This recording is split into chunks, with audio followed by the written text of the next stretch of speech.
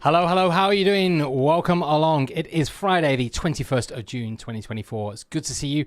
Hope you've had a good trading week and welcome to Friday. It's lovely and warm here in the UK. Definitely feels like summer is in the air. So it's it's good to get to the end of the week. Hope your week has gone well and you've managed to get some profits along the way. We've got quite a few things to get through, as you might expect always in these live streams, these weekly catch-up live streams. We're going to be talking about new accounts that are in development. I touched on this in the workshop last week. So no spectacular surprises, but it is a new development that we do need to start getting everybody aware of. We're going to recap the Payout Locker Rule as well. This is one of our new trading rules, and it's been very actively discussed, debated, and talked about on Discord with differing opinions, and that's okay. I've got my own views on it, but we're going to do a quick recap on that, and then lastly, we're going to talk about a little bit about Trustpilot. I'd mentioned before about putting some further context around some of the one-star reviews that we get as a company. I meant that's for sure. We haven't touched on it in a great deal of detail, but I have broken down some analysis on one particular review that we've had relatively recently. I think it's fair, at least that for people that are looking at these reviews on Trustpilot or looking at the content online that gets posted, we have a voice and we can put our side of the story across, and you can then decide for yourself what you think. So we're going to talk about that with a lot of respect as well at the same time, but I do want to embrace that as a topic, so we're going to start doing that today. Okay, so hello to everybody in Discord. Hope you've had a good week. It's good to see you.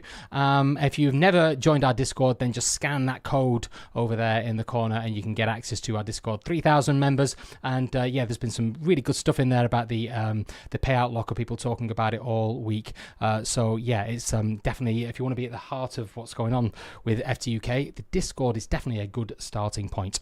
Okay, right, so let's talk a little bit about the new funded accounts. What we are going to be doing is, we talked in the live stream last week that there are a little basket of regular types of account models that most prop firms use. They are instant funding, one-step, and two-step. Traditionally, this has been a company that's only really offered an instant funding model, which is very, very popular, and then also a one-step evaluation.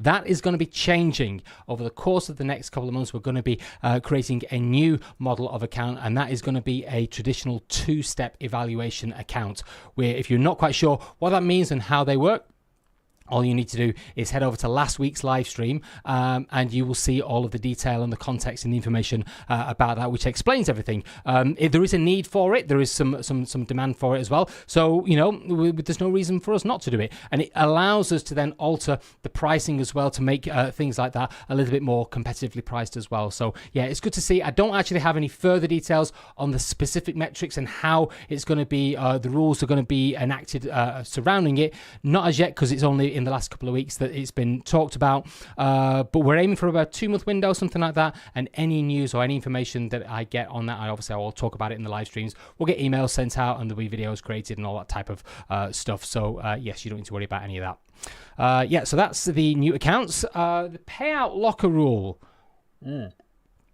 So we've got two new rules, the Account Protector and the Payout Locker Rule. We're going to recap what it is, and I want to put some context around why I think it's a good idea. And then also one of the guys in the Discord did a really good breakdown, a detailed breakdown, which is well worth having a look at. A guy called, I think he was called Zen, a really good sort of description of where the advantage can be seen from having the Payout Locker. And the Payout Locker really solves a key problem for us, and that is scaling people with conditions, which was particularly unpopular with a lot of people. So this enables us to do that. So it's a far smarter way of working in a more transparent way. It's obviously something that we definitely want to do. The way that it works is very, very simple. When you get scaled, when you get funded, you have to wait 10 days before you can make that first withdrawal.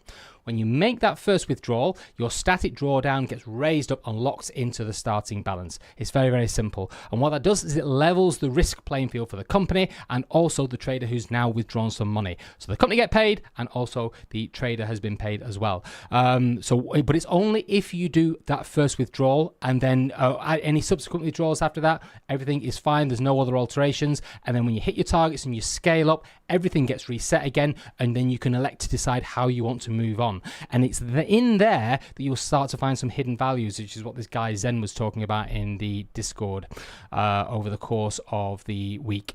Now, anybody that decides to make a withdrawal, everyone should be informed, because when you make the payout request and it's part of this payout locker process, you will be told, you will have a warning sticker that comes up to say, listen, you need to make sure you're aware, if you do decide to do this, your drawdown is going to shift. We are going to make that change. So there shouldn't be anyone that feels like they're caught off guard with it. If you'll have to obviously accept that and then obviously move on from there. But it's worth considering how it works before you decide to pay for an evaluation or pay for an account. Now, this is all on the FAQs, which is not difficult to find on the website, but this is the basic model of how that actually works. So if you imagine you've got your starting balance of $14,000 here, you want to hit that target of $15,400 to get your 10%. Okay, brilliant. You've got that static drawdown of 8%, which is now standard on all of our accounts. And then you hit it, and that's it. It's wonderful. Okay, that's one way of thinking about it. There's no change in the static drawdown. Now, take this as an example here. So you start trading the account, and then 10 days afterwards, maybe you've pulled in those profits from level 1 as well. Who knows exactly how you've decided to do it. But if you have done that, then you decide to make a withdrawal. That is the point when the payout locker then moves up to the starting balance. So what a lot of people do is that they look at that situation and think, well, hang on, I'm not giving myself much room here. It depends how you think about it, and it depends how you play it. And that's where really the hidden value comes in, because the payout locker does not in any way impact your ability to scale. If you start to do a withdrawal, if you do 2 withdrawals, if you do multiple withdrawals and just churn the account, you still have the ability to scale. And as you start to scale, that is where the percentages start to work in your favor. So this is one of the really cool aspects of working like this. So this guy Zen basically was hinting at in the Discord, and he's absolutely right. Once you get up to the bigger account sizes and you trade towards the target, this has absolutely no impact, and you can leave yourself in a position where you withdraw some profits, you pay for your account, however you want to frame it, but you've still got a huge amount of room with a very, very small target to hit. And that is where the real hidden value is. So the people that are not going to like this are the people that I just want the money now, just want the money now. Now, I understand that, but if you play a slightly longer game, the advantage becomes very, very, very real, and it really starts to swing in the trader's favor. So it's definitely worth considering, and not just sort of like, dismissing to one side. Most people will want to withdraw their level 1 profits. I totally understand that. But you've got to remember that if you do carry that balance over, you are going to always be operating with a bigger drawdown level, 10.24%, which gives you that little bit of extra room if you decide to actually do that. Now, just always remember that what this does do is it allows us to essentially level the playing field. So if you think about it, the business has made some money from the fees. The trader has worked hard and has made some money from the account, has taken those fees back, has withdrawn some profit. So from that point on, despite the money in the account, we're all pretty much we've all made something, yeah? We've all sort of started to level the risk playing field. And what that does is it means that we don't need to then start to scale people with conditions anymore, where we start to restrict them in ways that some people think is not a particularly good way of doing it. So it does actually work depending on how you actually think about it, and in that sense it does make your life easier once you start to hit the bigger targets and you then start to scale up to bigger amounts of money. So the key is to remember that the actual scaling of the account is not inhibited by the amount of payouts that you make. Somebody asked if we could put some videos together about this over the course of the next few weeks. I think that's probably a good idea. We'll go through 1 or 2 scenarios and to really sort of like paint out the advantage of where having this. Put it this way: this is a better way of doing it than other ways.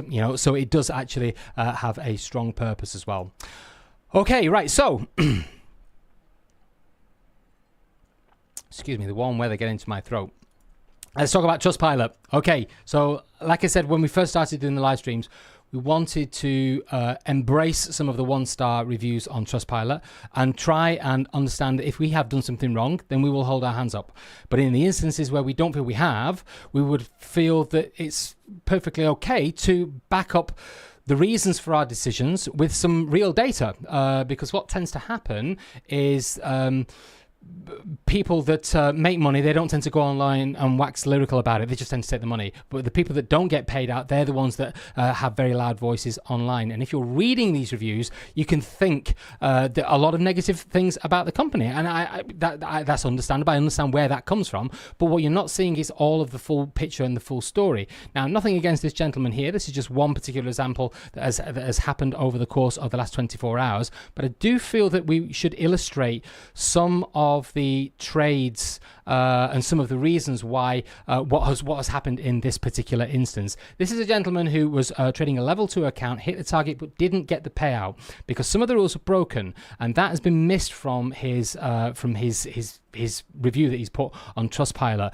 So this is basically what he said, that he bought a scaling plan of 14k, passed the level 1, and they said that they would not give me the payout until I make 5% on the level 2. That's what the Payout Locker has solved. So this has been around, account has been around for a while, that's for sure.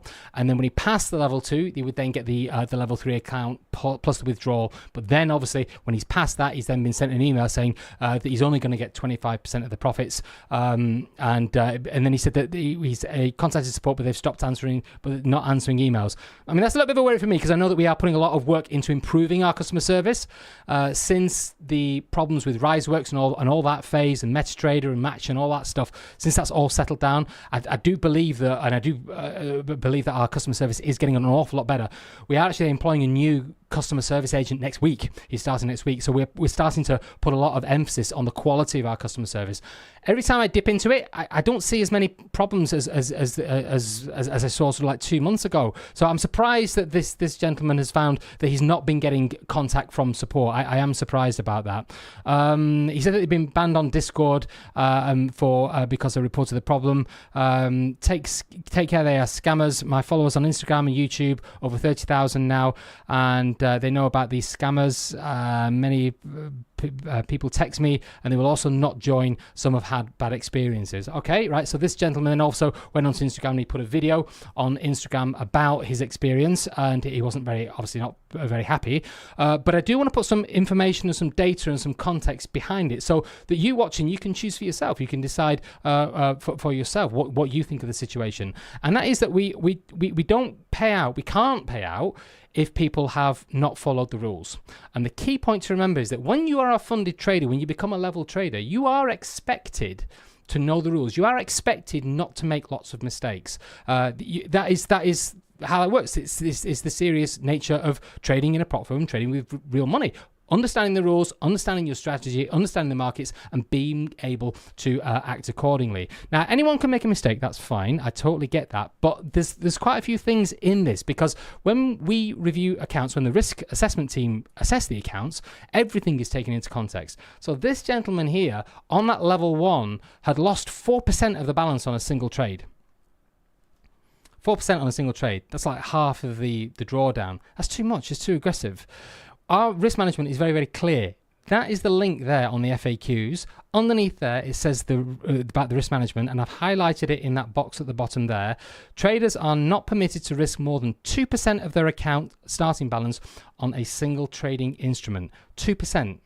Yeah. So if you do more than that, you are breaking the rules. You're breaking you're breaching the rules that you've said that you would stick to. Now, I get it that anyone can make a mistake, and people are learning, and that's cool as well. But we have those rules for a reason, and it doesn't make too much of a difference. I suppose people could argue, well, if you got small accounts, yeah, but we're looking to scale people to actually make us money as well. So when you start scaling people to big accounts, these things, they really, really matter. They really matter an awful lot. So that's the first bit of context. That's not the reason why the risk department couldn't produce the payout, but it is part of the context surrounding this particular case. The second thing is that in the level 2, there were 5 clear trading instances where the trade duration was less than 30 seconds.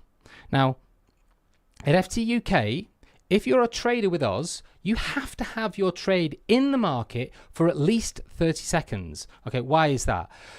We allow scalping. We let scalpers do what they want to do. What we can't do is we can't have anybody that's using any automated, very high frequency stuff. We can't, as a business, we can't support that. And that could be either automated or it could be someone who's just in and out of the market literally 1,000 times a day. We can't have that. That's not something that we can do. So we have to draw a line in the sand somewhere. We have to come up with a number.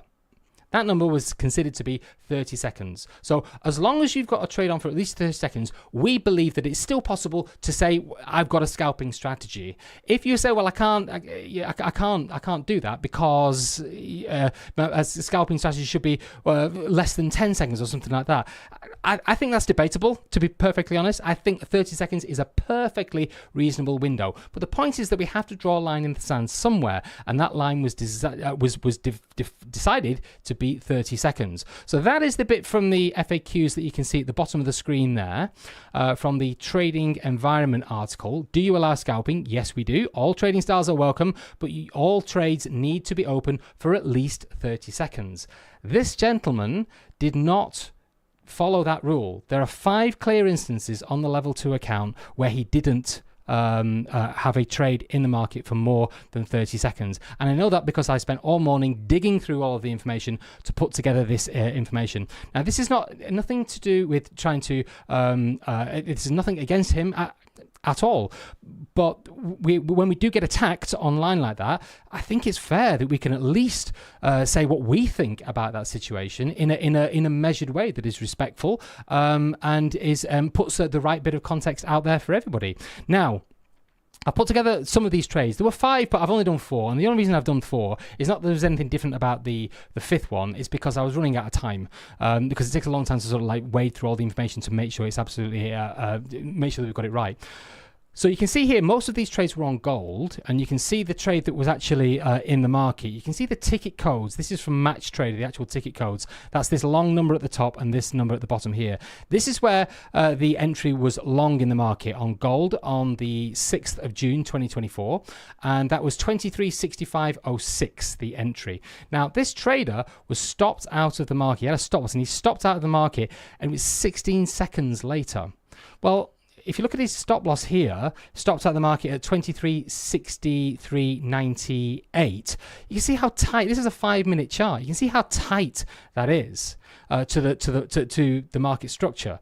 If you're going to trade in a way where the average bit of intraday volatility on a 1-minute bar or a 5-minute bar stands a reasonable chance of sweeping you out because you are so tight to the market, then and you're going to get stopped and you can't survive for 30 seconds, then I would say that you need to look at something to do with the way that you're actually operating. But it brings up a really interesting point, and this is something I think that everybody can learn from this, and that is understanding from a retail trading perspective the difference between risk and probability. They are not the same, and what people tend to do is that they tend to use very, very tight stops thinking that it's low risk. Yeah, it's not going to cost me much, it's low risk. But what they also forget is that it can also sometimes be low probability as well. And in a situation where you've got a higher chance, you should be taking on more risk. That is a philosophy that's championed by a guy called Al Brooks, who's a fascinating market technician, well worth studying his stuff. He's got websites and all that kind of thing. We're not affiliated or anything like that, but he is worth studying because he says that what you should do in instances where you have got the odds in your favor, you should allow for a little bit more. So as you can see, I didn't analyze the market in a massive technical way, but you can see there's some sort of a pennant, some sort of a symmetrical triangle, something like that. Well, if there is an edge in the chart pattern, then that will be an instance where you should you shouldn't necessarily need a stop loss that is that tight to the market itself. Now, it's not up to me or anybody at the company to tell anybody how to trade. Everyone is free to do what they want. All I'm trying to do is illustrate where some of these issues come from. Yeah. So that is the core point about that. Second trade. This is another gold trade. This was the 16th of May this year, obviously, and this trade was short in the market at 23.8257, and then the trader took the trade off the market for a very small profit at 23.8217, which is a really tiny trade. That trade was only in the market for 14 seconds. Now, if you're at the start of the account and you've made a mistake, I totally get it. People can make mistakes. What I would do in that instance is I would potentially say, okay, I've made a mistake. I would email into support. I would get it documented saying, listen, I made it. This is my bad, but it's only the first time. I understand what's going on and it's not going to happen. Providing that context, if there's a genuine mistake, is always a good is always something that's good to do, because when the account gets analyzed, that context can then be brought in and taken into consideration when making any decisions. But again, you can see this was taken off within 14 seconds. Now, it could be that this trade is actually over here, and the reason why I'm not too sure about that is because sometimes with match trading, these are trading view charts, and sometimes with trading view it can be an hour forward or backwards, but we're in the same price area an hour later, so it could be that the short was actually over here, not on that drop down there. So I'm not 100% sure about that, but the actual numbers and the entries and the trade duration are definitely right. And then this is the final one here. No, sorry, this is the third one here. This is again, this is another gold trade. This is the 17th of June, 2024. You can see it's a short trade at 24.0147. And then again, it was a manual exit at for a small profit, 24.00.99. And that trade was, again, that was in the market for only 5 seconds. Let me just recap that as well. If you're trading with FTUK, you have to have your trade in the market for at least 30 seconds. So that's 4 clear examples there. That's 3 examples there. And this is the last one here. This is a different market. This is the euro dollar market. It was a short, and it was the right decision to come out of the market, that's for sure. But again, this trade was only in the market for 25 seconds. So basically the context behind that is that when you become a funded trader, what we are doing in that situation is we are expecting that everybody that is on that level 2, everybody that is funded and working towards the next target, they understand the rules, they understand their strategy, they understand what they're doing, and mistakes are going to be few and far between. There certainly should be, because this starts to get serious when you're dealing with real payouts and that type of thing. And the assessments that then take place after this are as a whole. So unfortunately, in this instance, the rules have not been followed. And the key that I want to really drive home with this is about fairness. And that is that since I've been at this company, we pay out money every day. I've seen it with my own eyes. The money goes out to profitable traders every single day. And all of those traders, they follow the rules, they do what they need to do, they've learned the craft, they do all of this type of stuff. They do all of those types of things. Now, all of those traders, the 30-second rule applies to them. But for some reason, this gentleman thinks that rule is not for him. Well, that's not fair. That's not fair on all of the other traders that do make sure that all of their trades are in the market for 30 seconds, because that is one of the risk management criteria rules that we have here at this company. So you see, when you start to think about what's actually gone on, some of the instances, and I'm not trying to witch hunt here. That's not what's going on at all. All we're trying to do is, when someone's going to attack us online, we think it's fair enough to be able to say, okay, well, this is what we found, and this is why we arrived at that decision. So the money does go out of the company every day, it does get paid to profitable traders, and we are looking to get those consistent traders in the company. But you have to work within the rules that we set. It's as simple as that. Okay, right, there we go.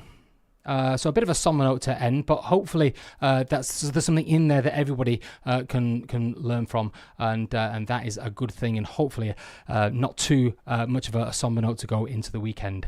Okay, right, that's brilliant. That's everything we've got for today. So thank you very much for joining us, and have a fantastic weekend, and we will see you all next week.